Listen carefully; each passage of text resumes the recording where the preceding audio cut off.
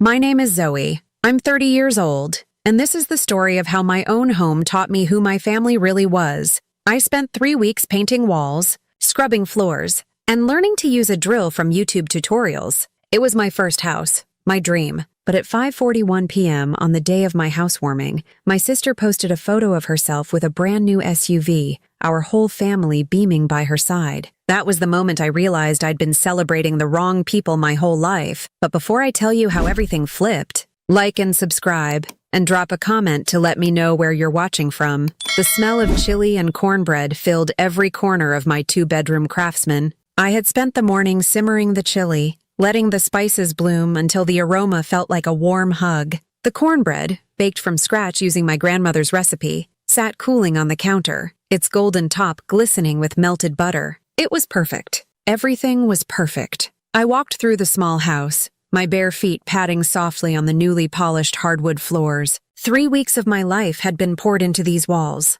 3 weeks of scrubbing away the memories of the previous owners, of patching holes and painting over scuffs. I'd stayed up late watching tutorials on how to fix a leaky faucet and hang a light fixture. My knuckles were scraped, my back ached, and I had paint in my hair, but every bit of it felt like a victory. This house wasn't just wood and nails. It was proof that I could build something on my own. On the small porch, I had hung string lights. They cast a soft, inviting glow as the afternoon sun began to dip below the horizon. The table in my dining nook was set for 8 people. My parents, my sister Emma and her boyfriend, my aunt and uncle, and my cousin. I had even made place cards, writing each name in my best cursive. Each chair represented a person I thought was a pillar in my life. Each setting was a symbol of my desire to share my biggest accomplishment with them. At 5 p.m., the official start time, I stood by the window, my heart thumping with a happy, nervous rhythm. The street was quiet. They're probably running a little late, I told myself, smoothing down my dress for the 10th time. At 5:10, I sent a light-hearted text to the family group chat. The chili is calling your name. ETA? I watched the 3 dots appear under my sister's name, then disappear. No reply. At 5:20, the anxiety started to curdle the excitement in my stomach. I checked my phone again. Nothing. No missed calls. No texts explaining they were stuck in traffic. Just silence. I walked back to the kitchen and stirred the chili, the thick, bubbling stew a stark contrast to the cold knot forming in my gut. The cornbread was no longer warm. The ice in the pitcher of sweet tea was beginning to melt. At 5:41, my phone finally buzzed. It wasn't a call or a text. It was a notification from Instagram. My sister Emma had posted a new photo. My finger trembled as I tapped the screen. There she was, standing in the parking lot of a car dealership, her arms thrown wide in a gesture of pure triumph. Next to her was a gleaming silver SUV, so new it still had the temporary paper license plate. A giant red bow was stuck to the hood. On her right were my parents, Mom beaming with a pride I hadn't seen since Emma won a spelling bee in 3rd grade. Dad had his arm around her, his smile wide and genuine. My aunt, uncle, and cousin were there too, clapping and holding a congratulations balloon. The caption read, "She's all mine." Couldn't have done it without my amazing family surprising me and helping me sign the papers. Best day ever! Family first, I read the caption again. And again, the words blurred. Family first. The names tagged in the photo were the same names on the place card sitting on my empty dining table. The comments started flooding in. Mom wrote, "So proud of our girl. You deserve it." Dad commented, "That's my Emma. Hard work pays off." My aunt added a string of heart emojis. Hard work? Emma hadn't worked a steady job in 5 years. I looked from my phone screen to the empty chairs at my table. I looked at the string lights twinkling on the porch, their cheerful glow now feeling like a cruel joke. They hadn't forgotten. They hadn't gotten stuck in traffic. They had made a choice. They had chosen her new car over my new home. They had chosen her moment over mine, just like they always did. I sank into one of the empty chairs, the beautifully written place card for my mother staring back at me. And in that quiet, chili-scented room, surrounded by evidence of a celebration that would never happen, I finally understood. I hadn't just bought a house. I had bought a front-row ticket to the truth of my own life. And the truth was, I had never been the main event. I was only ever the person expected to buy a ticket and clap for someone else. In my family, love wasn't a constant, steady light that warmed everyone equally. It was a spotlight, and it was almost always pointed at my younger sister, Emma. I spent my childhood standing in the shadows, learning that my role was to be the quiet, stable backdrop against which she could sparkle. The conditions for earning their affection were never spoken aloud, but I learned them through 1,000 tiny cuts. I remember report card day in 4th grade. I had worked tirelessly, staying up late to memorize multiplication tables and perfect my cursive. I came home clutching a pristine manila envelope, my heart swelling with pride.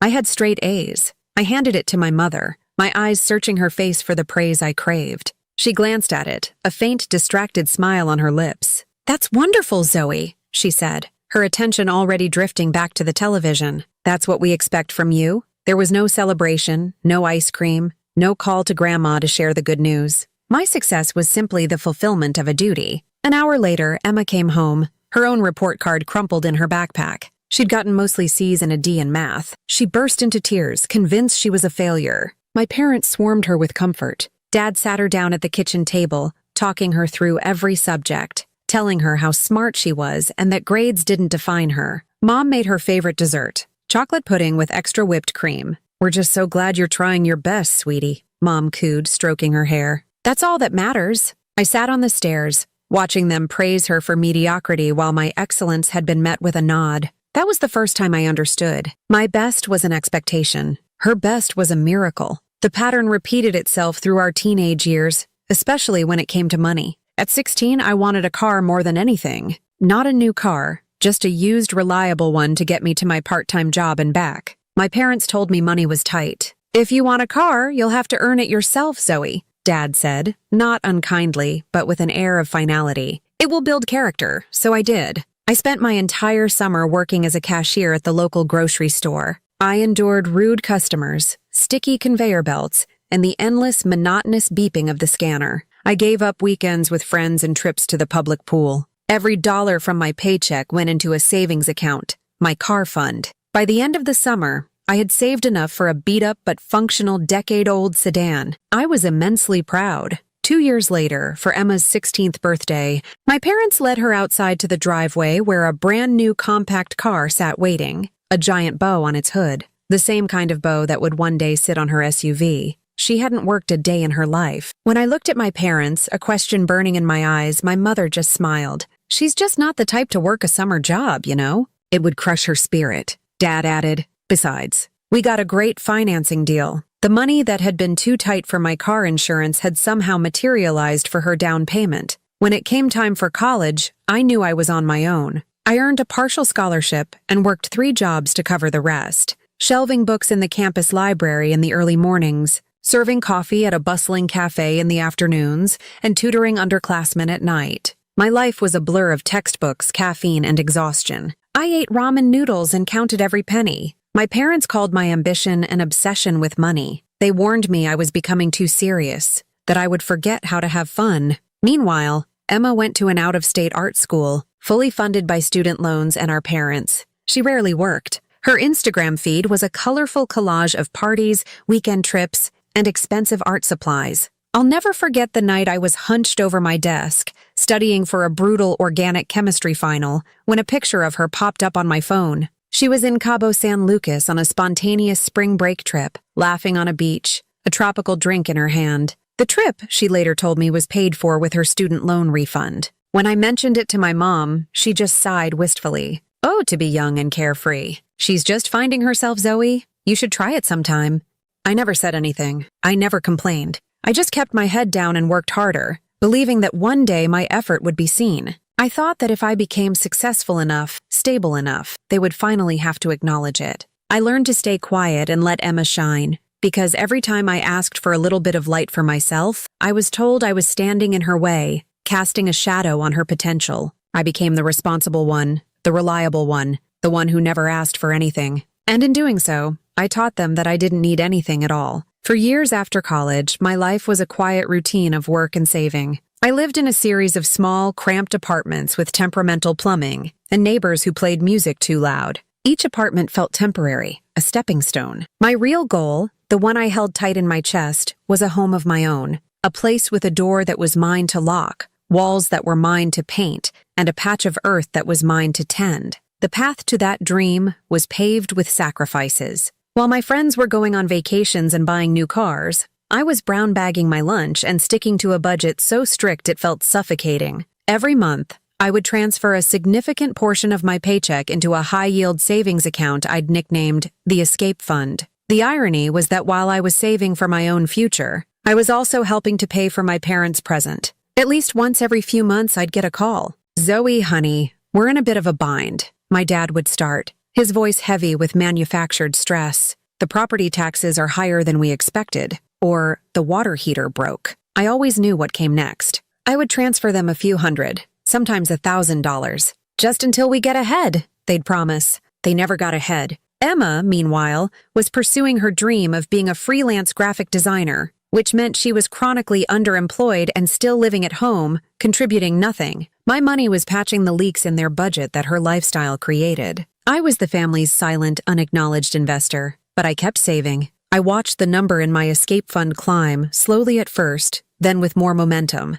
The day I finally had enough for a 20% down payment in my city felt unreal. I had done it. Despite everything, I had built a foundation for myself, by myself. The house hunt was grueling. I was outbid on 3 different properties. I walked through houses that looked charming online, but smelled of mildew and desperation in person. I started to lose hope. Then one rainy Tuesday, my realtor called me about a new listing. "It's small, Zoe, but it has character," she said. The moment I saw it, I knew. It was a 2-bedroom craftsman bungalow, painted a cheerful but slightly faded blue. It had a wide front porch with a swing that creaked when you moved it, and in the small backyard, a lemon tree stood proudly, its branches heavy with fruit. Inside, the afternoon light streamed through the windows, illuminating dust motes dancing in the air. It wasn't perfect. The floors needed refinishing, and the kitchen was outdated, but it felt solid. It felt like a home. It felt like mine. The process of closing was a terrifying mountain of paperwork. I signed my name so many times my hand cramped.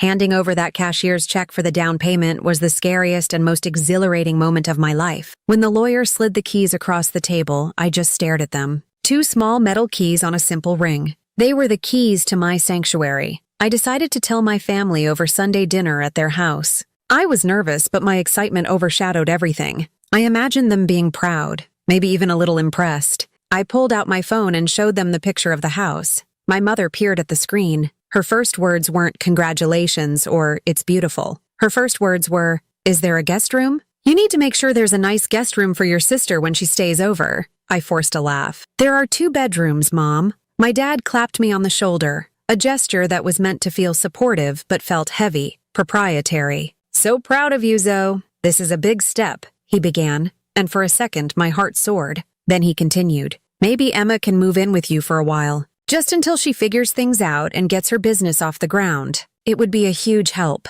The smile on my face felt like it was cracking. I looked at Emma, who was already nodding along, as if the idea was not only logical, but her right. "Yeah, that could work," she mused. "I could help you decorate. You've never been very good at that." I tried to keep my voice light. "Oh, I don't think that'll be necessary. I'm looking forward to having my own space." I laughed it off, pretending it was a joke, but a cold, heavy feeling settled deep in my gut. They didn't see my accomplishment. They saw a resource. They saw a new, convenient solution to Emma's problems. My home wasn't my sanctuary. It was their new safety net. That night, after I left their house, I drove to my place. I unlocked the door and stepped into the dark, empty rooms. The smell of fresh paint and old wood filled the air. This was my house. My name was on the deed. My money had paid for it. But as I stood there in the silence, I felt a creeping dread. I had built these walls to keep the world out, but I was beginning to realize the biggest threat wasn't outside. It was from the very people I was about to invite in. I threw myself into planning the housewarming with a kind of desperate optimism. I think a part of me believed that if I created the perfect party, if I showed them how much this house meant to me, they would have to see me. They would have to celebrate me. It was a foolish hope, but it was all I had. I sent out the invitations a month in advance. A simple, elegant card with a picture of the house on the front. I followed up with texts and calls. Everyone confirmed. We wouldn't miss it for the world, my mom had chirped over the phone. The day of the party, I was a whirlwind of activity. I didn't just make chili. I made my dad's favorite kind, with a little extra spice. I didn't just bake cornbread. I made sure to have the honey butter he liked to slather on it. I bought Emma's favorite brand of sparkling iced tea, even though I thought it was too sweet. I curated a playlist with painstaking care, blending my mom's beloved 80s rock anthems with the pop hits Emma always played in her car. Every detail was a small, unspoken plea. Please see how much I care about you. Please care about me too. By 4:30 p.m., everything was ready. The house was spotless. The string lights on the porch cast a magical glow as twilight began to settle. The candles on the dining table were lit, their flames flickering gently. I took a deep breath, the combined scent of simmering food, melting wax, and my own nervous excitement filling my lungs. I felt a flutter of pure, unadulterated hope. This was it. This was the moment my family would finally gather under my roof and see what I had built. At 5 p.m., I stood by the front window, peering down the quiet, tree-lined street. My heart beat a happy rhythm against my ribs. Any minute now, my dad's familiar truck would round the corner. 10 p.m. The street remained empty. The knot of anxiety from that Sunday dinner returned, a faint tightening in my chest. They're just running late, I told myself. I sent the text to the group chat. The chili is calling your name. ETA, 5:25 p.m. Still nothing. The silence in the house was starting to feel heavy, oppressive. The cheerful music from my carefully crafted playlist suddenly sounded tinny and hollow. I walked onto the porch,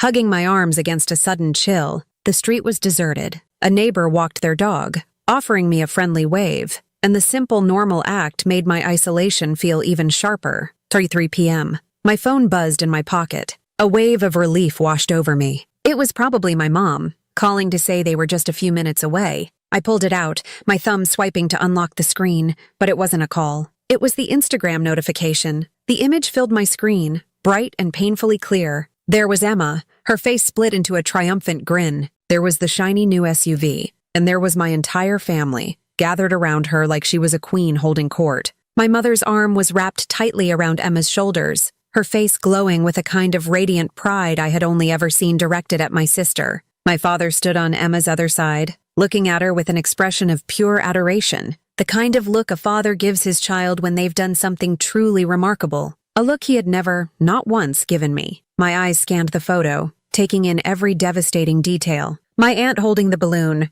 my cousin giving a thumbs up, the red bow on the car's hood. They weren't just at the dealership. They had planned this. The surprise, the celebration, it had been an event that was happening at the exact same time they were supposed to be at my house. The phone felt impossibly heavy in my hand. My vision started to blur, the vibrant colors of the photo swimming before my eyes. A wave of nausea rolled through me. They hadn't just forgotten. They hadn't just been running late. They had received my invitation, said yes, and then consciously and deliberately chose to go somewhere else. They chose to celebrate a purchase, a thing, over a home, a life I had built from scratch. I stumbled back inside and sank onto the couch. The smell of the chili, once so warm and inviting, was now thick and cloying. On the stove, I could hear it bubbling, sticking to the bottom of the pot, starting to burn. The sound was a perfect match for the feeling in my chest, something good and hopeful being scorched into a bitter mess. I sat there in the gathering darkness, not bothering to turn on the lights. The only illumination came from the mocking twinkle of the string lights on the porch. I was completely, utterly alone in a house that was supposed to be full of laughter and family. The party wasn't just empty. It was a graveyard of my own hope. For the next hour and a half, I didn't move. I sat on my new couch, in my new house, and let the silence swallow me. The house grew dark around me. The smell of burned chili was a thick, acrid cloud in the air. I didn't clean it up. I didn't turn off the stove. I just sat there. The Instagram photo burned onto the back of my eyelids. Each time I closed my eyes, I saw their smiling faces. A perfect family portrait with one person conspicuously missing, me. The initial shock and hurt began to cool and harden into something else. Something cold and sharp, anger. A deep, quiet rage started to uncoil in my stomach. How dare they? How dare they accept my invitation? Let me cook and clean and prepare? Let me sit here waiting all while they were off celebrating her? The disrespect was so profound, so complete. It was almost stunning. It wasn't just neglect anymore. This was a deliberate act of erasure. At exactly 7:01 p.m., my phone, which had been sitting dark and silent on the cushion beside me, lit up and started to vibrate. The screen read, Dad. For a fleeting second, a stupid, stubborn piece of my heart hoped. Maybe this was the apology. Maybe they had realized what they'd done and were calling, full of regret. I took a shaky breath, swiped to answer, and held the phone to my ear. Hello? I said. My voice was raspy. Zoe, my dad's voice came through the line, brisk and businesslike. There was no warmth in it, no trace of apology. He didn't ask where I was. He didn't mention the housewarming. He sounded like he was calling about a utility bill.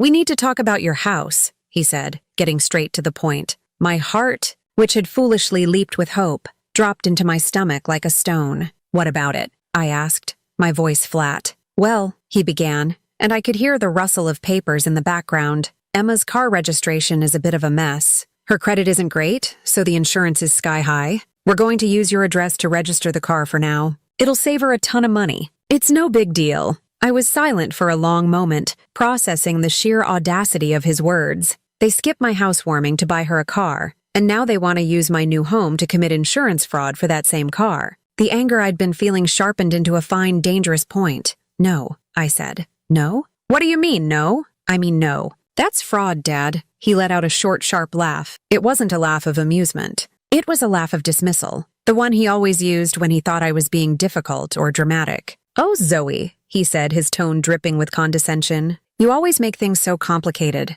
It's a piece of paper. You're family. You're supposed to help your sister." That was when something inside me snapped. The years of quiet resentment, of swallowing my disappointment, of standing in the shadows, it all coalesced into a single moment of blinding clarity. The words he was using, family, help, complicated, I suddenly understood what they really meant. Family meant a one-way street of obligation that flowed from me to them. Help meant sacrificing my own needs and boundaries for Emma's wants. And complicated was what they called it anytime I dared to have an opinion or a desire of my own. "Be a good sister," he commanded, his voice turning hard. "It's what family does." "A good sister?" I repeated, my own voice dangerously quiet. "A good sister who throws a party that no one comes to? A good sister whose family chooses a car over her home? Is that the sister you want me to be?" There was a stunned silence on the other end of the line. I had never spoken to him like this before. "Don't be so dramatic," he finally sputtered, but the confidence was gone from his voice.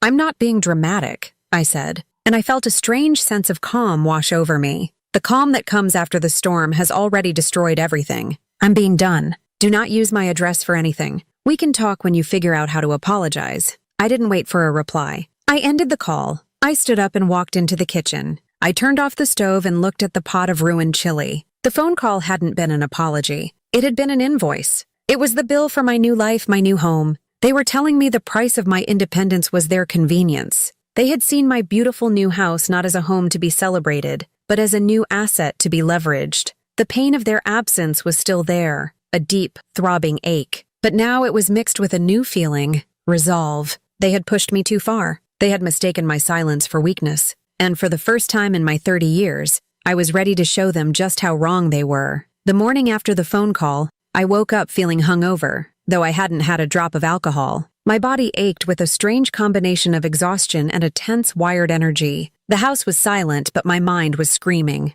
I had replayed the conversation with my dad 100 times, each replay solidifying the cold, hard resolve that was forming in my chest. For the first time, I hadn't apologized. I hadn't backed down, and the feeling was both terrifying and intoxicating. I was standing on a cliff's edge, and while part of me was afraid of the fall, another part was mesmerized by the view. I spent the morning cleaning. I scrubbed the pot of burned chili with a vengeance, scraping away the blackened mess until the stainless steel gleamed again. I threw away the cold, uneaten cornbread and poured the pitcher of watered-down iced tea down the drain. It was a ritual of erasure. I was cleansing my house of the party that never was, wiping away the residue of my own crushed hopes. With every swipe of the sponge, I felt a little stronger, a little more in control. Around 10 o'clock, just as I was wiping down the last of the counters, the doorbell rang. The sound was so unexpected it made me jump, my heart instantly hammering against my ribs. I wasn't expecting anyone. My new friends, my coworkers, didn't even know my address yet.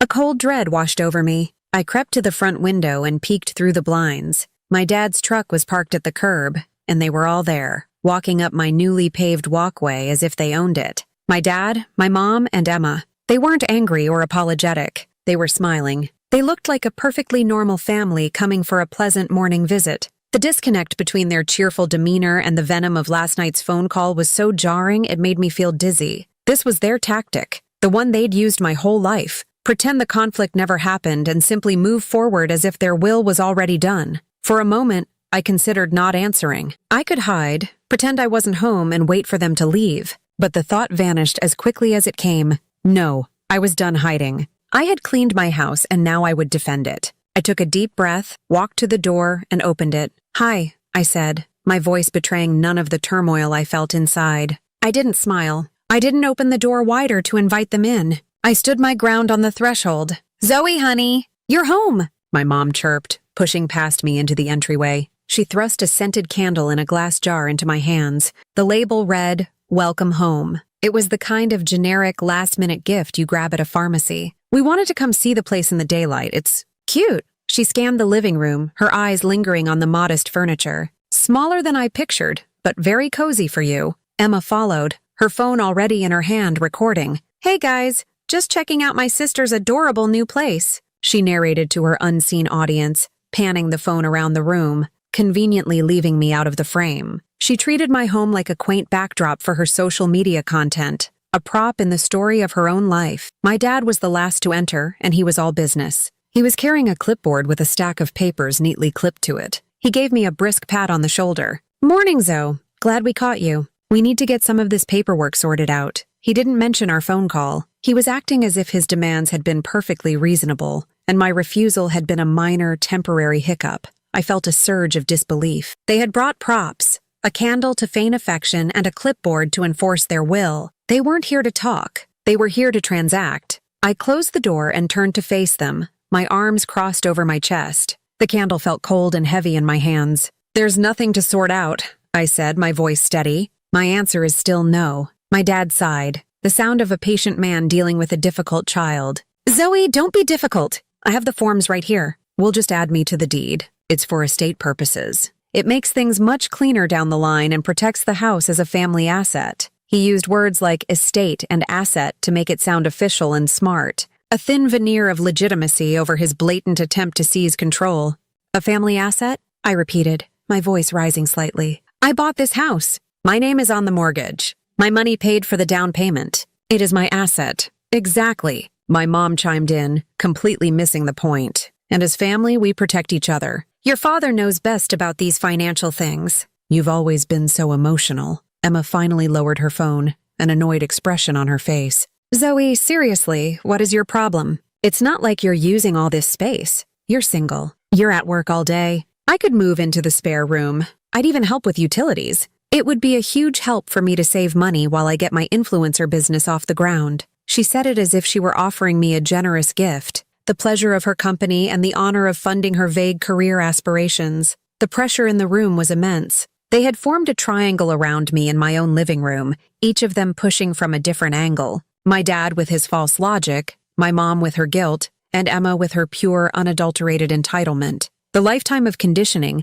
of being the good, quiet, accommodating daughter, was screaming at me to just give in. It would be easier. It would restore the peace, false as it was. My dad unclipped a pen from his clipboard and held it out to me along with a form. "Just sign here, Zoe. Let's not make this a bigger deal than it needs to be." I looked at the pen. I looked at the paper, which I now saw was a quitclaim deed form. He was trying to get me to sign away part of my ownership of my own home. And then he said the magic words, the ones that finally broke the spell. "Once we do that, you can easily pull out an equity line of credit, 60, maybe 70,000. It would be the perfect startup capital for Emma's business." There it was. The real reason. It wasn't about estate planning. It wasn't about helping Emma with a place to live. It was about money. They saw my house not as a home, but as a bank they felt entitled to withdraw from. My years of hard work, my sacrifices, my scraped knuckles and sleepless nights, all of it was just capital for them to liquidate for Emma's latest whim. I started to laugh. It wasn't a happy sound.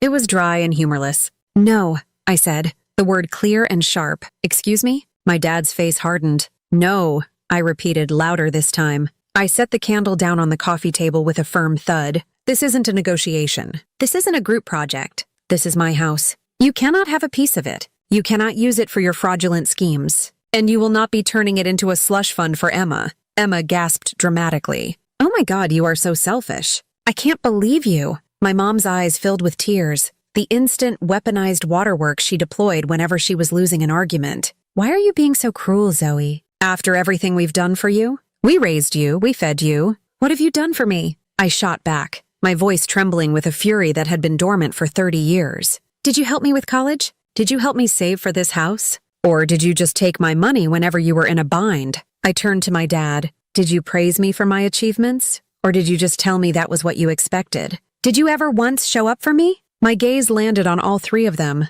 their faces a mixture of shock and outrage. They were utterly stunned, not because of what I was saying, but because I was the one saying it. I was the backdrop, the scenery. I wasn't supposed to have lines. You want to talk about family? I said, my voice dropping to a low, intense whisper. Family shows up. Family celebrates each other. Family doesn't skip their daughter's housewarming party to go buy the other daughter a car she didn't earn, and then show up the next day to demand a piece of the house they couldn't be bothered to visit. That's not family. I don't know what that is, but it's not family. The silence that followed was absolute. It was heavier and more profound than any shouting match could ever be. I had said the unsayable. I had held up a mirror, and they were horrified by the reflection. My mother was the first to break. Her tears of manipulation turned into sobs of anger. "You are an ungrateful, spiteful child," she hissed. My dad snatched the clipboard off the table. "You have embarrassed this family, Zoe. You have embarrassed me." "I think you have that backward," I said quietly. He marched to the door, yanking it open. Emma scurried after him, but not before turning to give me one last venomous look. My mom paused at the doorway, her face twisted with rage. "You'll regret this," she said, her voice dripping with malice. "You'll regret this when you're all alone in this empty little house." Then she slammed the door behind her. The sound echoed through the rooms. I stood frozen in the middle of my living room, my body shaking from the adrenaline. The house was quiet again, but this time it didn't feel empty. It felt clear. It felt clean. It felt for the very first time completely and utterly mine. The slammed door was not an ending. It was a declaration of war. I stood in my living room for a long time, the silence ringing in my ears, my body trembling. The confrontation had drained every last drop of adrenaline from my system, leaving behind a shaky, hollow feeling. But beneath the exhaustion, a new and unfamiliar sensation was taking root, a fierce, protective instinct. They had tried to invade my sanctuary, and I had pushed them back. Now I had to fortify the walls. My phone buzzed on the coffee table where I'd left it. I picked it up. The family group chat, a forum I had mostly used to receive photos of Emma and announcements about her various minor accomplishments, was on fire. It was a digital assault, a coordinated attack designed to overwhelm and punish me. The first message was from my mother. "I have never been so ashamed in my entire life. Your father and I are disgusted by your selfishness." Dad followed up immediately. "You have a lot of nerve speaking to us that way in your own home. After all we've sacrificed. Do not contact us until you are ready to offer a sincere apology." Emma's was a screenshot of my Instagram profile with a long, rambling caption about how some people are just toxic and can't stand to see others happy, a piece of passive-aggressive performance art for her followers. Then the extended family started chiming in, recruited as soldiers in my parents' campaign. My aunt, who had been all smiles at the car dealership, texted,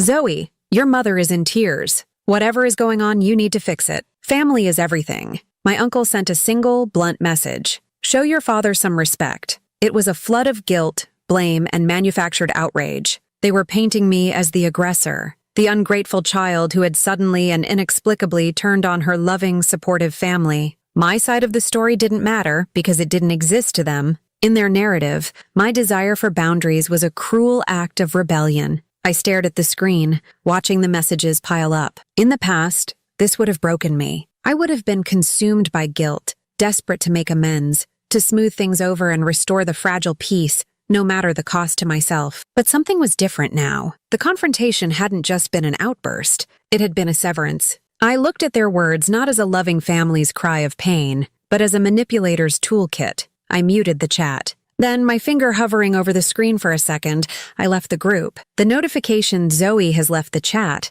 felt like a small digital declaration of independence. But I knew that wasn't enough. The clipboard on my coffee table was a stark reminder that their entitlement went far beyond angry texts. They had been prepared to defraud me. It was time to stop just reacting and start protecting myself. My first call was to a 24-hour locksmith. "I need to change the locks on my house, please," I said, my voice clear and steady. "As soon as possible." The locksmith, a kind man named George with gentle eyes, arrived within the hour. He didn't ask any questions as he efficiently dismantled the old lock on my front door. I thought about the spare key I had planned to give my parents, a key that was still sitting in a dish on my counter. The thought made me shiver. As George fitted the new deadbolt, The sound of the drill was a comforting, decisive noise. When he handed me the new set of keys, they felt different from the first set. They didn't just represent ownership, they represented security. "All set," he said with a warm smile. "No one's getting in without one of these." "Thank you," I said, the words carrying more weight than he could possibly know.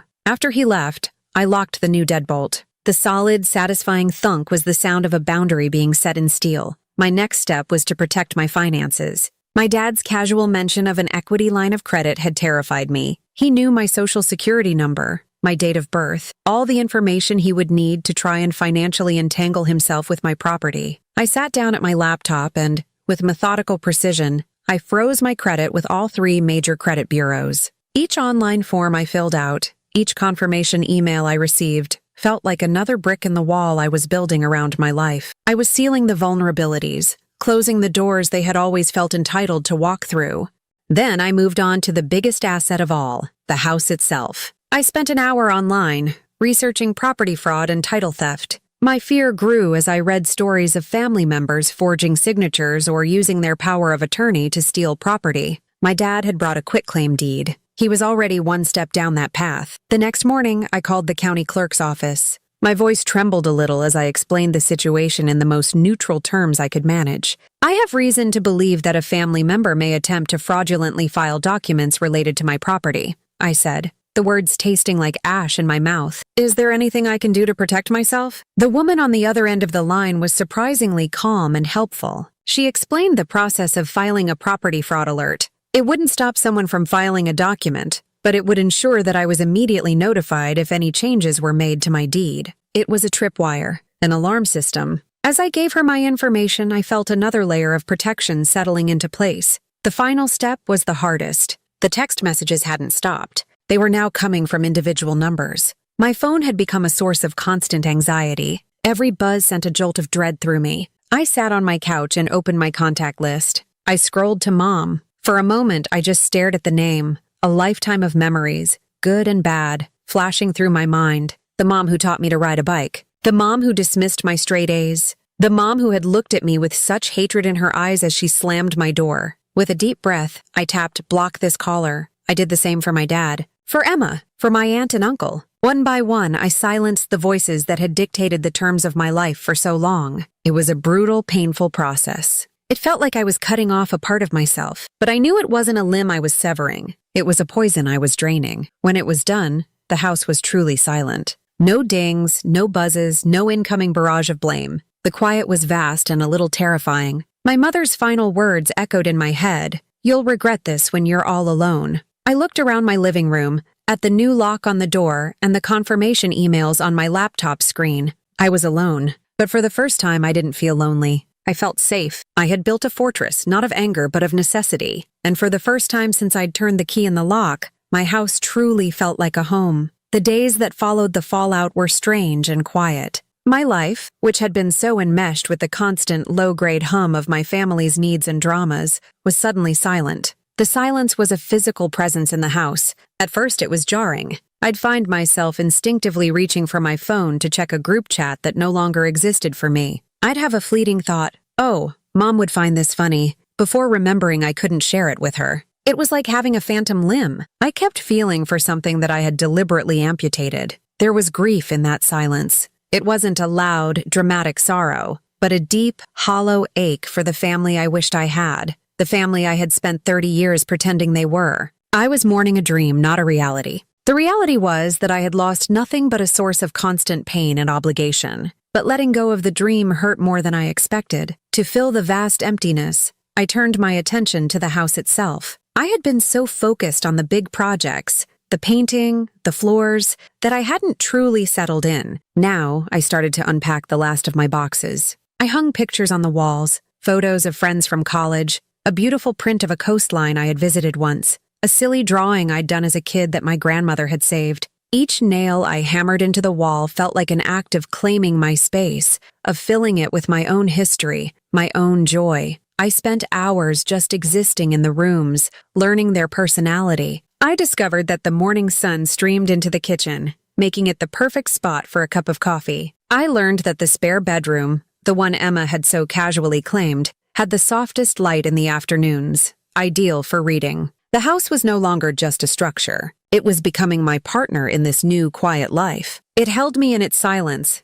giving me the space I needed to heal. One afternoon, drawn by the patch of green outside my kitchen window, I went into the backyard. It was small and a little overgrown, but in the center stood the lemon tree. It wasn't a majestic tree, but it was sturdy, its leaves a glossy dark green. Several bright yellow lemons hung from its branches like small, cheerful ornaments. I walked over to it and ran my hand over the rough bark. I had barely noticed the tree during the chaos of moving in, but now it seemed to command my full attention. On a whim, I went back inside and Googled how to care for a lemon tree. I learned about proper watering, about pruning, about the kind of soil it needed to thrive. The next day, I went to a local nursery and bought a small trowel, a bag of citrus fertilizer, and a watering can. I spent the entire afternoon tending to the tree. I pulled the weeds that were choking its base. I carefully worked the fertilizer into the soil. I gave it a long, deep drink of water, watching the dry earth darken as it soaked it in. As I worked, my hands covered in dirt,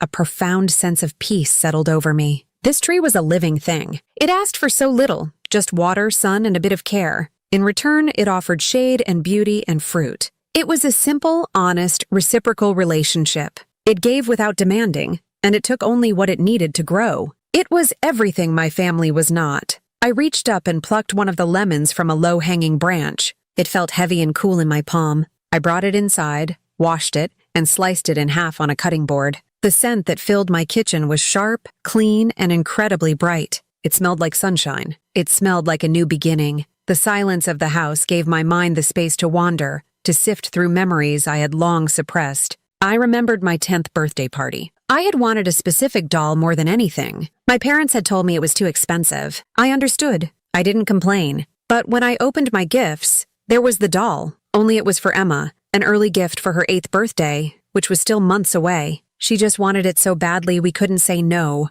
my mom had explained, handing me a book. I had smiled and said thank you, my heart a small, hard knot in my chest. I remembered the time I had the flu in high school, a miserable, feverish week. My mom was so busy shuttling Emma to and from her various drama club rehearsals and social events that she barely had time to bring me a glass of water. Emma's minor social dramas always took precedence over my actual physical needs. I sat at my kitchen table and wrote these memories down in a notebook, not out of anger, but out of a need for validation. I was piecing together the evidence, creating a record of my own experience that no one could gaslight or deny. Each memory was a thread, and together they wove a tapestry that clearly spelled out the truth. This wasn't a new problem. This was a lifelong pattern. A few days later, I finally dealt with the last physical remnant of the housewarming. The Tupperware container of chili I had made was still in the fridge. I had transferred it from the burned pot, vaguely thinking I might eat it, but I never did. It was a cold, congealed reminder of my disappointment.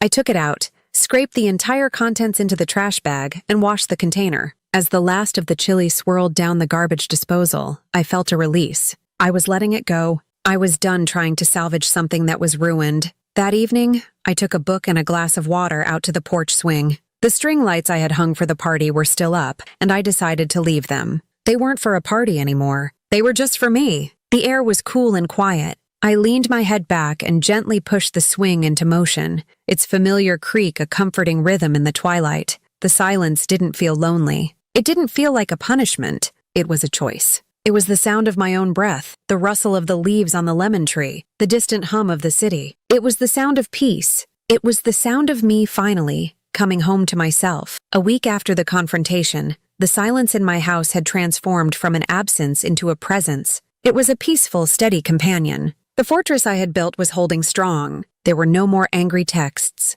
no unexpected knocks on the door. There was just a quiet, predictable rhythm to my days. But the house, as peaceful as it was, still felt uninitiated. It had been cleansed of a painful memory, but it hadn't yet been filled with a happy one, the ghost of the party that wasn't still lingered in the corners. The idea came to me on a Wednesday evening. I was sitting on my porch, watching the sunset paint the sky in shades of orange and pink, and I realized I didn't want my first memory of hosting in this house to be one of emptiness and rejection. I wanted to overwrite it. I wanted to warm my house with genuine affection, not fraught obligation. This time, there would be no performance, no desperate attempts to please people who were impossible to please. This time, it would be for me.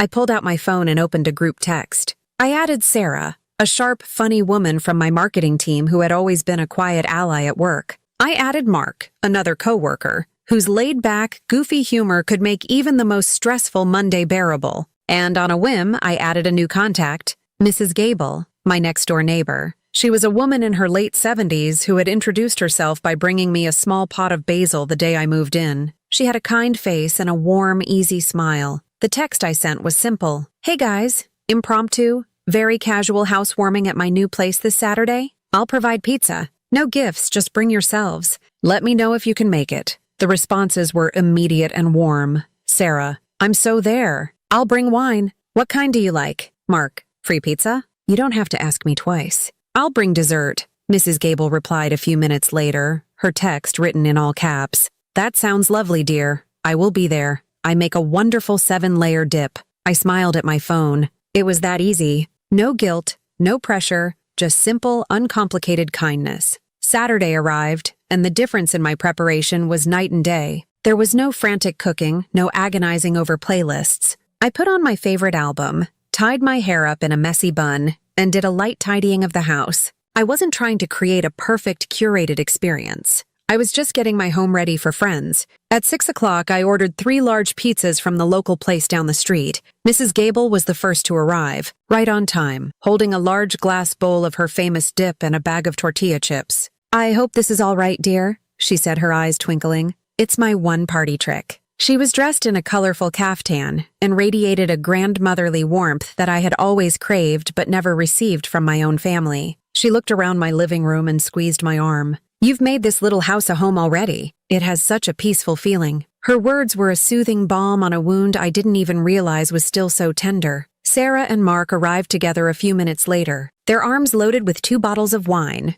a 6-pack of craft beer, and a comically large chocolate cake. We figured we should cover all the essential food groups, Mark announced with a grin. The 4 of us gathered in my small kitchen, and the house, which had been so silent for the past week, was suddenly filled with the easy, comfortable sound of laughter. We ate pizza straight from the box using paper plates. We drank wine out of my mismatched collection of glasses. The conversation flowed effortlessly, from funny stories about our boss, to Mark's disastrous attempts at online dating, to Mrs. Gable's surprisingly detailed review of a new action movie she had just seen. No one asked me for anything. No one inspected my home with a critical eye. No one treated my space as an extension of their own needs. They were simply there, sharing a meal and enjoying each other's company. At one point, Sarah and I were in the kitchen alone, grabbing another slice of pizza. She touched my arm gently. Hey, are you doing okay? You seemed really stressed last week, she said, her voice full of genuine concern. I hesitated for a second, the old habit of hiding my problems kicking in. But looking at her open, friendly face, I felt safe. It was just some family stuff, I said, deciding to share a small, simple piece of the truth. I had planned a housewarming for them last weekend and, well, they didn't show up. Sarah's expression softened with empathy. She didn't press for details. She just shook her head slightly and said, Wow, I'm sorry, Zoe. That's awful. Well, their loss. This pizza is amazing, and I'm definitely having a 3rd slice. Her simple validation, her immediate siding with me without needing the whole story, meant more than 1,000 empty apologies from my parents ever could. Later, we all migrated to the living room. Mark put on some music, a relaxed, folksy station that filled the room with a mellow vibe. Mrs. Gable was telling a story about the neighborhood in the 1960s. I looked around at the scene. Sarah was laughing at one of Mark's jokes, her head thrown back. Mrs. Gable was tapping her foot to the music. The soft glow of my string lights illuminated their faces. My small house felt full to the brim, not with people, but with warmth. Mark raised his plastic cup of beer. I'd like to make a toast, he announced, to Zoe and her awesome new house. May it be filled with good friends, bad jokes, and no burned chili. I laughed, a real deep belly laugh. Sarah lifted her wine glass. And to new beginnings and better boundaries, she added, looking at me with a knowing, supportive smile. To Zoe, Mrs. Gable chirped, raising her water glass. We all clinked our cups and glasses together. And in that moment, surrounded by the simple kindness of a few good people, I finally understood. A house is just wood and nails. You can't warm it with expensive furniture or perfectly curated decor. You warm it with love. Not the complicated, conditional, demanding love I had grown up with, but the easy, accepting love of friends. The love that shows up with pizza and wine and a 7-layer dip just because they want to be there. As my guests left later that night, they each gave me a hug at the door. "This was so much fun," Sarah said.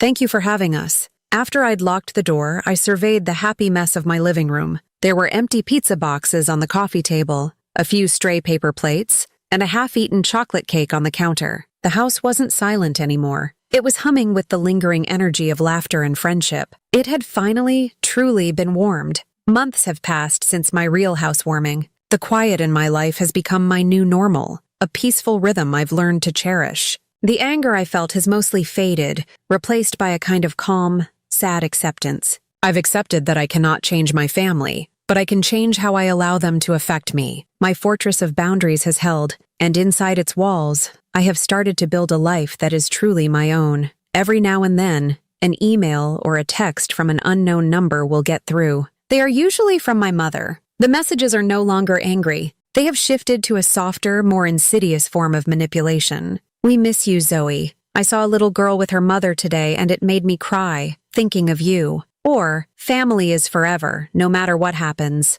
I hope you'll remember that." In the past, these messages would have sent me into a spiral of guilt. I would have seen them as olive branches, as signs that I should be the one to bridge the gap. But now, I read them and see them for what they are, attempts to reel me back in without ever taking responsibility. They are apologies for their own pain, not for the pain they caused me. They miss the role I played in their lives. The reliable daughter, the financial safety net, the stable background character. I'm not sure they even know how to miss me. I delete the messages without replying. My life is smaller now, but it's also infinitely richer. My friendship with Sarah, Mark, and Mrs. Gable has deepened. We have regular pizza nights. Mrs. Gable has taught me how to properly prune my lemon tree. Mark helped me hang a heavy mirror in my hallway. Sarah has become the sister I always wanted, the one I can call with good news or bad, knowing she will meet me with unwavering support. I am slowly building a chosen family, one built on mutual respect and genuine affection. My house feels like a reflection of this new life. It's filled with things that make me happy. The potted plant from Mrs. Gable sits on my windowsill, thriving.